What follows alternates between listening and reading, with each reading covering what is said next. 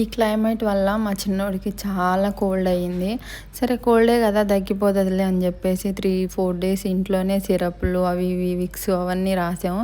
అయినా తగ్గలేదు. జలుబు అస్సలు ఎక్కువైతుంది కానీ తగ్గట్లేదు. సో ఎందుకన్నా మంచిదని చెప్పేసి నేను మా వదిన మా అన్నయ్య కలిసి మా చిన్నోడిని అయితే హాస్పిటల్కి తీసుకుపోయినాం ఈరోజు. సో వాళ్ళు ఏం చెప్పారంటే కొన్ని సిరప్లు ఇచ్చారు. నెబులైజర్ పెట్టాలని చెప్పేసి అన్నారు. సో నెబులైజర్ రూమ్లో వెళ్ళిన తర్వాత ఆ పైపు చూస్తే చాలా బ్లాక్గా డస్ట్ పట్టి ఉంది.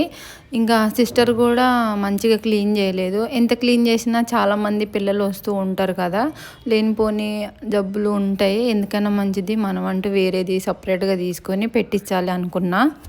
వేరే పైప్ తీసుకున్న 570 పడింది.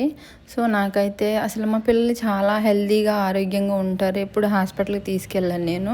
ఈ క్లైమేట్ వల్ల పిల్లలు చాలామంది ఇబ్బంది పడుతూ ఉన్నారు. అలా ముక్కులో పైప్ పెట్టంగానే నాకు చాలా బాధేసింది.